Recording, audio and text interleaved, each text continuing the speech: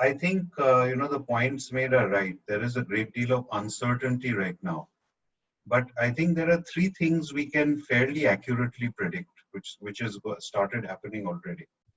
First is, as we come out of lockdown or whatever new normal we enter into, demand is going to be down for everything. Consequently, one of the key issues is going to be how do you expand addressable markets? So just as one example, if you're a manufacturing player in India, it's possibly a good time to look at becoming globally competitive and expanding the export share. As we are aware, services, India took a leading, sort of blitzkrieg in the export market. And today over 60% of our exports are actually IT and professional services. Manufacturing has lagged far behind.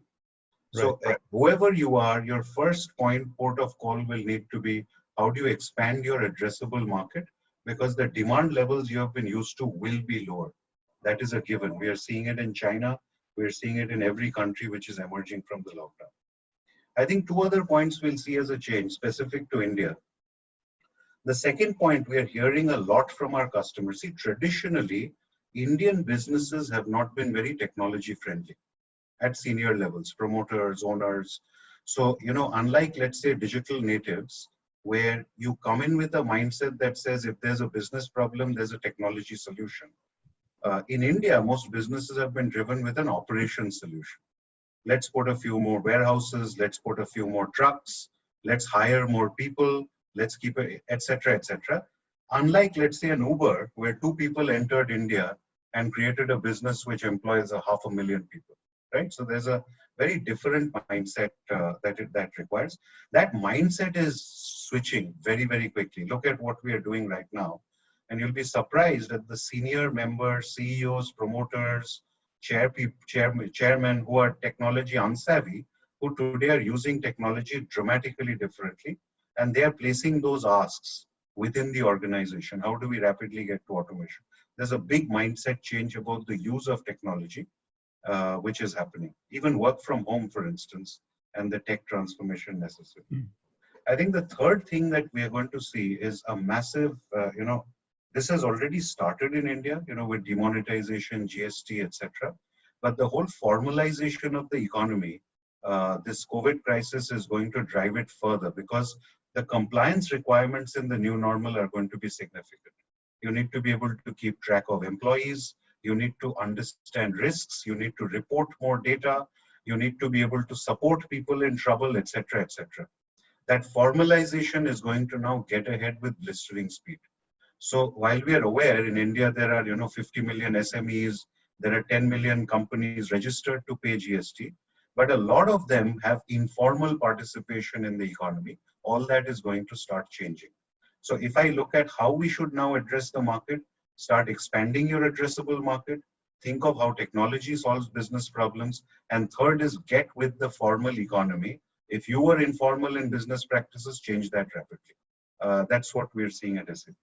I have some good news and some bad news. Good news first. Okay. So the good news is picking up from what Apoorv said, right? There is incredibly higher levels of need for customer engagement in the current circumstance. And, events as an industry has had that ability to create an engagement platform between brands and customers, in a very, what should I say, a very intimate fashion. So there is a way it has of doing that. So the issue now is that engagement platform is probably not going to be physical. So SAP, for instance, has cancelled Sapphire already. A lot of noise being made about Oktoberfest being cancelled. The only time the Germans have fun. We're a German company after all.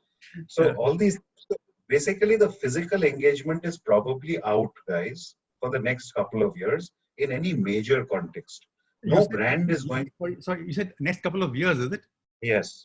Think of it till you have a vaccine, which is proven, which looks like, it's 18 months away minimum for it to scale globally. It's highly unlikely any brand will do a mega event where there is a risk of an infection or an outbreak happening. It's highly unlikely. People may do it, but I think If you want to take a safe assumption, you will have to look at a 2-year time frame in your mind before activities come back anywhere near the levels the industry has been used to. So consequently, I would suggest that the events industry needs to do a little bit of a pivot to see how do you take that, competitive advantage around customer engagement into a more virtual world. And therefore, there are two things which will need to be worked on. So basically, if the business model is I used to whack up a stage, put sound, etc., and invite people and give them F&B, then that's you're in trouble. But if the firm is able to work on content, which is highly valuable in the engagement process between the brand and the customer, and bring value to that, the nature of content, formats of content, even the ability to do social listening, search engine analysis, and come with what sort of outside-in content is of genuine interest to the customer. Because brands are usually not very good outside-in. They have products and they go inside out. Content is one major area where I see huge value. And the second is the digital experience. So when you do a digital engagement, unfortunately, you cannot seamlessly transition a physical event into a virtual event, because a physical event comes with many other benefits, including networking, entertainment. So we are able to spend a lot of time, we are out of office, etc. In digital events, you will not find that, so the power of the content, as well as how digitally can the media keep us engaged and make things interesting, as well as keep it short and tight. There'll be a lot of format innovation required to make this happen. I think these two areas, the firms in the event industry can actually now leapfrog and create significant leadership positions by taking over these two spaces. Wow, Krishnan, I think that kind of answered the question that we had from one of the attendees asking, what do you expect the markets to return to normal? So you kind of answered that with a 2-year horizon that scared the pants off me right now, very honestly. But so let me again just caution you. I've given you a worst, to my mind, it's probably a worst case scenario. But remember, in this current situation, right, as businesses, when we manage, you have to be more risk centric than opportunity centric. So you have to keep managing for risks, just because you have no idea what's going to happen tomorrow. So to my mind, if you can work with a 2-year framework and make that work for you, you are in very strong shape.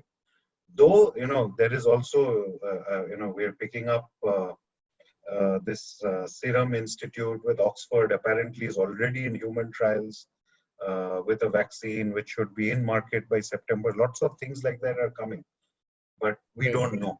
Right? We don't know. That's right. We don't know. That's right. Gaurav Sharma asked a question asking at you, Krishnan. He's asking, does that mean no incentive programs coming in the near future? I guess. What does that mean? I'm sorry. It means MICE events. You're looking at outbound MICE events. You kind of answered that. Oh man, you mean take our employees into en masse to some location? I can tell you, no big company will do that, because I have to drop off as well, Pramod. I have another call starting. Okay. Krishnan is taking the go part seriously. Very seriously. Thanks, Apur. So very, very quickly, I just think I'll leave one thought. Somewhere I sense in the industry, there is a distinction between the physical and the digital. And this industry believes that digital is done by some other, there are content agencies, digital marketing agencies, etc.